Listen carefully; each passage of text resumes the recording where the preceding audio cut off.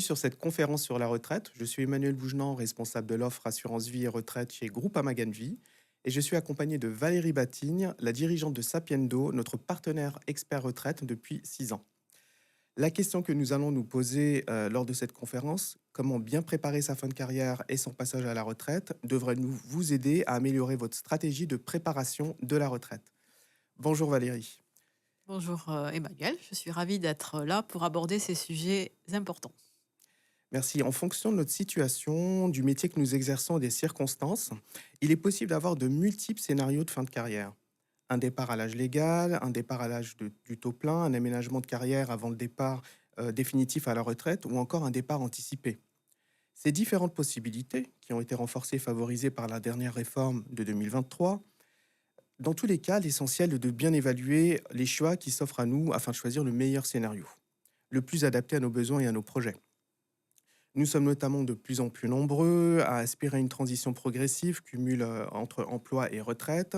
Il existe deux grands dispositifs pour cela, la retraite progressive et le cumul emploi-retraite. Valérie, pouvez-vous nous expliquer la différence entre ces dispositifs et l'intérêt de chacun? Ok, avec plaisir. Donc on va aborder les grands principes de fonctionnement de la retraite progressive et du cumul emploi-retraite.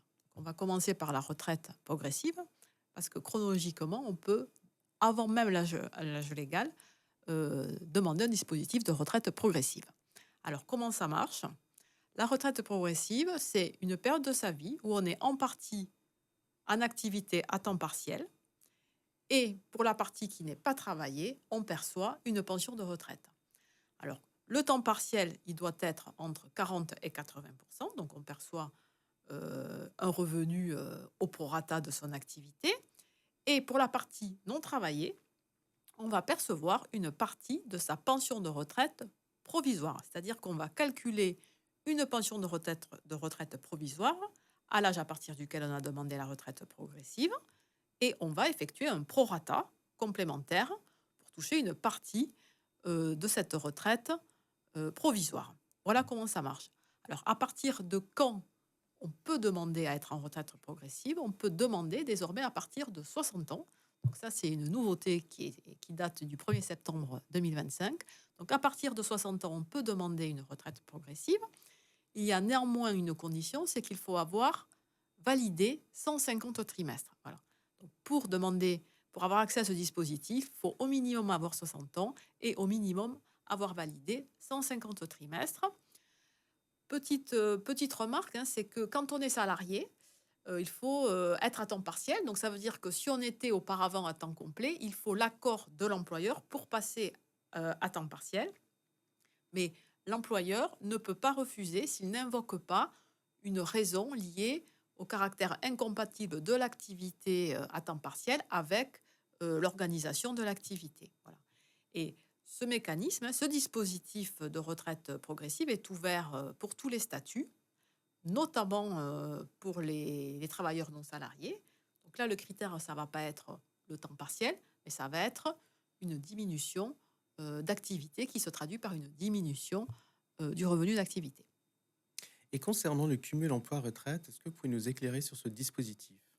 Donc le cumul emploi-retraite est un dispositif également très intéressant qui va permettre de cumuler à la fois une pension de retraite et un revenu d'activité, mais ça se passe plus tard, ça se passe une fois qu'on a liquidé, donc mis en paiement toutes ses retraites. C'est une des conditions pour avoir droit au cumul emploi-retraite, il faut avoir liquidé sa retraite et donc d'être un plein retraité.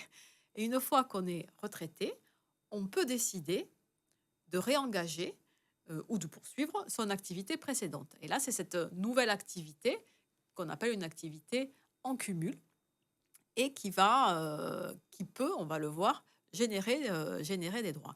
Alors, il y a deux sortes de cumul.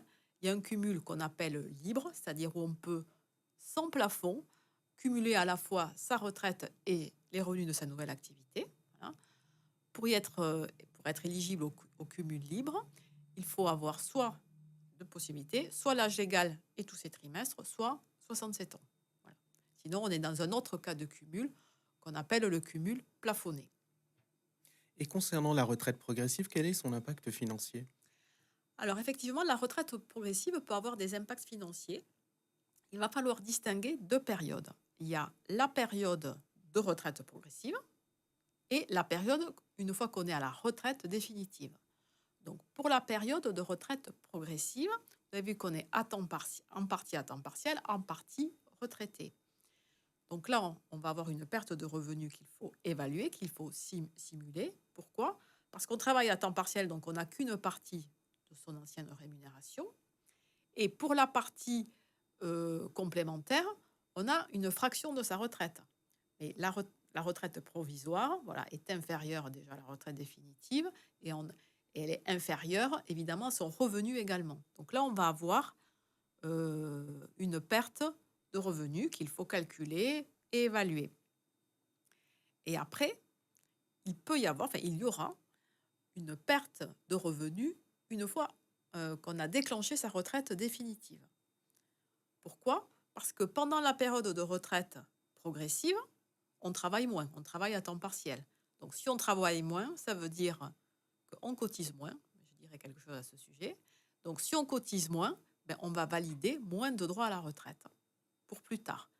Et donc il se peut que la retraite définitive après une retraite progressive soit donc inférieure à la retraite définitive sans période de retraite progressive.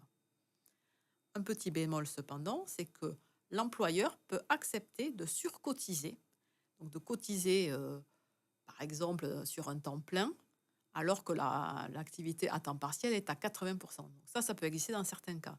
S'il y a surcotisation, il n'y a pas de perte sur la retraite définitive. Mais sinon, il y a une perte. Et cette perte va dépendre du pourcentage de taux d'activité. Plus le taux d'activité est faible, plus la perte sur la retraite définitive sera importante, et de la durée de la retraite progressive.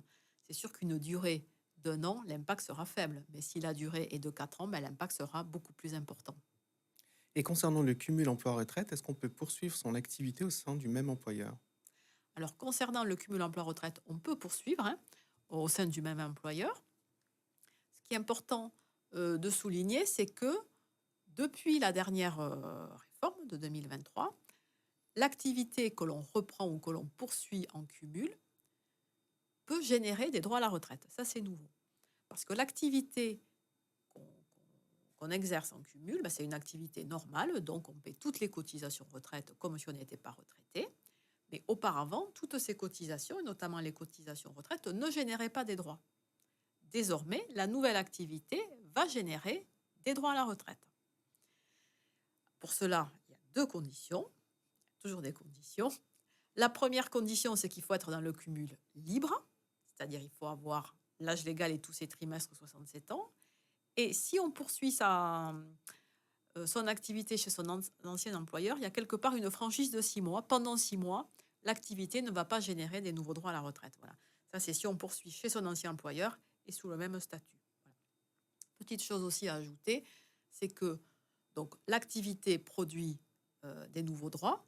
Comment ils vont se traduire? Ils vont se traduire par une nouvelle liquidation de la retraite. On va liquider une deuxième fois sa retraite. Voilà. Mais là, les droits vont être plafonnés. Voilà.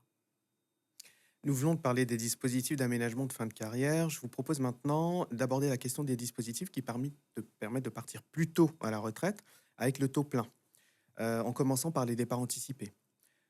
Pourriez-vous, Valérie, nous dire quels sont les motifs qui ouvrent droit à un départ anticipé à la retraite? Alors, on peut distinguer deux grandes catégories de départs anticipés. Il y a les départs anticipés pour carrière longue et les départs anticipés pour raison de santé. Voilà, ce sont les deux grandes catégories. Donc, pour la carrière longue, qu'est-ce que ça veut dire avoir une carrière longue? Ça veut dire, en termes de retraite, ça veut dire avoir commencé à travailler jeune. Qu'est-ce que ça veut dire avoir commencé à travailler jeune? Ça veut dire avoir validé 4 ou 5 trimestres avant un certain âge. Donc, il y a différents âges. Donc, si j'ai travaillé 4 ou 5 trimestres avant la fin de l'année civile de mes saisons, c'est assez rare, je peux partir à 58 ans. Si c'est avant la fin de l'année civile de mes 18 ans, je peux partir à 60 ans. Si c'est avant la fin de l'année civile de mes 20 ans, je peux partir à 62 ans. Et nouveau cas depuis la réforme, si j'ai validé ces trimestres-là avant la fin de l'année civile de mes 21 ans, je peux partir à 63 ans. Vous voyez, il y a de nombreux cas de départ. Il y a plusieurs âges de départ anticipé. Mais il y a une autre condition, c'est avoir commencé à travailler tôt, mais aussi avoir validé le nombre de trimestres requis pour ma génération à la date à laquelle je fais valoir mon départ anticipé. Voilà. Donc, quels sont ces trimestres?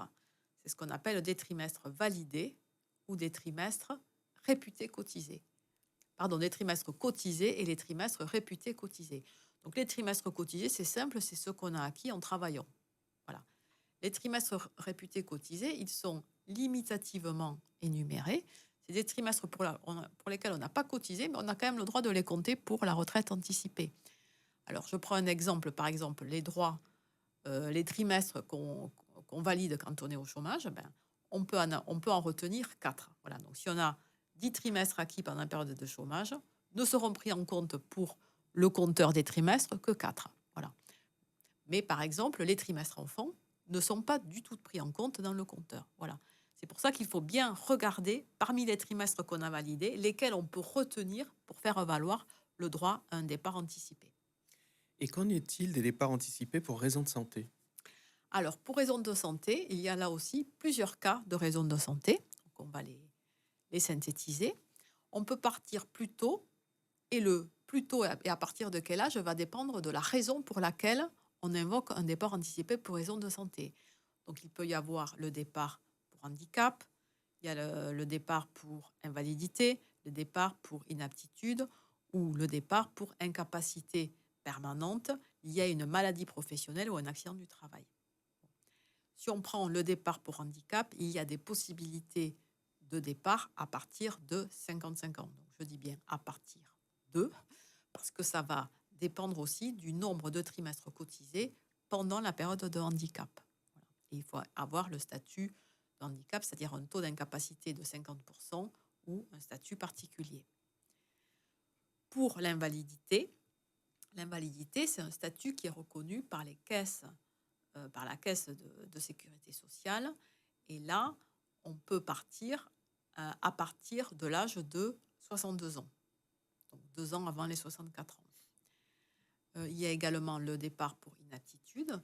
Donc l'inaptitude, c'est quand on n'est plus apte à travailler. Donc c'est un statut qui est décidé par le médecin du travail. Donc on peut y remédier de certaines façons, mais parfois pas. Et dans certains cas, l'inaptitude peut donner lieu à un départ pour inaptitude. Donc là, qui est validé par le médecin conseil de la caisse de retraite et qui peut avoir lieu à partir de 62 ans. Et enfin, il y a tous les cas d'incapacité permanente liés à une maladie professionnelle ou un accident du travail. Donc là, c'est assez technique et ça va dépendre du taux d'incapacité et de la raison précise de l'incapacité, toujours liée donc maladie professionnelle ou accident du travail. Donc, en gros, si je résume, si on a un taux d'incapacité supérieur à 20%, on peut prétendre à la retraite à partir de 60 ans. Et si on a un taux d'incapacité entre 10 et 19%, on peut prétendre à partir de 62 ans. Voilà. C'est assez compliqué, il faut passer devant des commissions. Voilà. Mais voilà, il y a beaucoup de dispositifs et en fonction de la raison précise d'un problème de santé, voilà, on peut trouver le dispositif qui peut permettre de partir plus tôt. Merci Valérie pour ces précisions. Lorsqu'on bénéficie d'un départ anticipé, est-ce que l'on peut espérer toucher sa retraite avec un taux maximum? Alors, je dirais oui et non. Si on se concentre sur le taux, le fameux taux plein, oui, tous ces départs permettent de partir au taux plein. En revanche, ça ne veut pas dire qu'on aura la même retraite qu'on aurait perçue si on avait continué à travailler plus longtemps. Parce qu'on a le taux plein, donc il n'y a pas la décote sur le taux, mais si on n'a pas tous ces trimestres, si je prends l'exemple d'une personne qui doit avoir 172 trimestres, il y aura quand même une petite diminution de la retraite de base, vous savez, liée à la fraction de durée d'assurance. Si on n'a que 160 trimestres sur 172, on aura une petite décote sur la fraction de durée d'assurance. Et je dirais que surtout, si on part plus tôt que prévu, donc 2 ans, 3 ans, 4 ans plus tôt, on ne va pas cotiser pendant ces années-là, et donc on n'aura pas perçu les points de retraite complémentaires qu'on aurait perçus si on avait travaillé plus longtemps. Voilà. Donc oui, on a le taux plein, mais on aura quand même une retraite inférieure, alors dans des proportions variables, par rapport à une situation où on aurait continué à travailler un peu plus tard. Merci Valérie.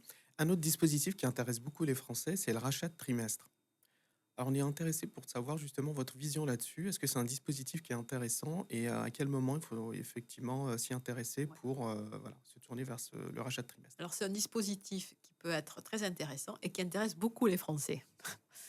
Euh, donc déjà, pour racheter des trimestres, il faut avoir des trimestres à racheter. Ce n'est pas le cas de tout le monde. On ne peut pas racheter comme ça des trimestres. Il faut racheter des trimestres qui correspondent à des périodes d'études supérieures ou à des années incomplètes, c'est-à-dire des années où on n'a pas validé 4 trimestres, on a validé un petit peu, mais pas 4 trimestres, ou à des périodes de travail, des années de travail à l'étranger. Donc si on est dans ce cadre-là, on peut prétendre à racheter des trimestres.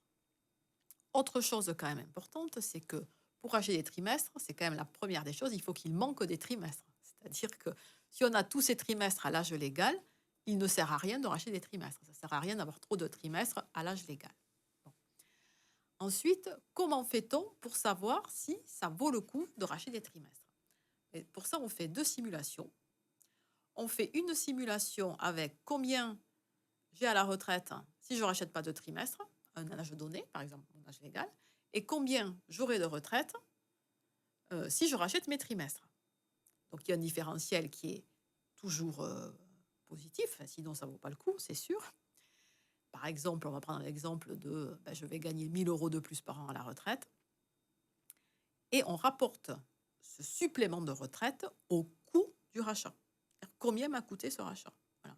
Et après, on dit, si le rachat a coûté 4 000 euros et que je gagne 1 000 euros de plus par an, on peut dire grossièrement, au bout de 4 ans, j'aurais remboursé mon rachat. Voilà, c'est comme ça qu'on fait les calculs.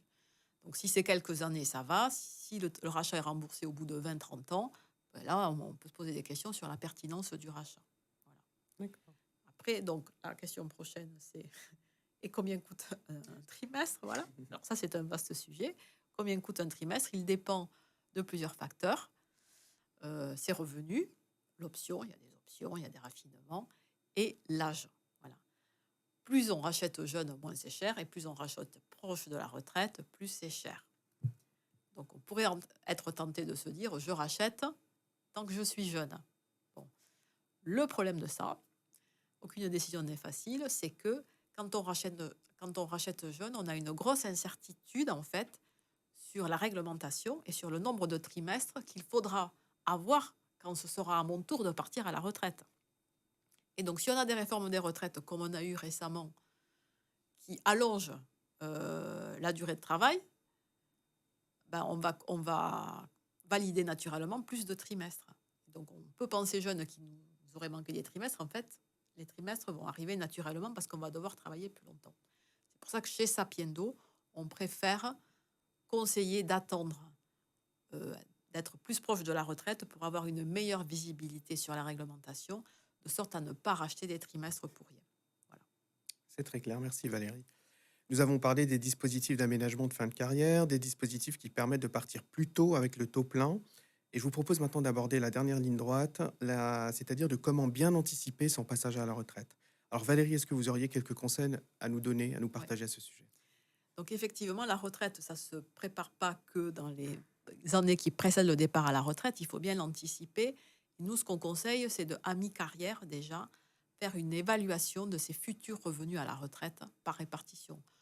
On n'a pas un résultat à l'euro près, mais on voit la tendance et on va anticiper la perte de revenus. Voilà, un ordre de grandeur de la perte de revenus, de sorte à avoir le temps encore à mi-carrière de se constituer une épargne qui va permettre de compenser la perte de revenus. Parce qu'il y a toujours une perte de revenus à la retraite. Parfois, elle est faible, parfois, elle est très importante. Donc, c'est important d'avoir un ordre de grandeur de sorte à anticiper et à prendre les mesures qui conviennent. Voilà. Et donc, plus on le fait tôt, plus on a le temps de se préparer.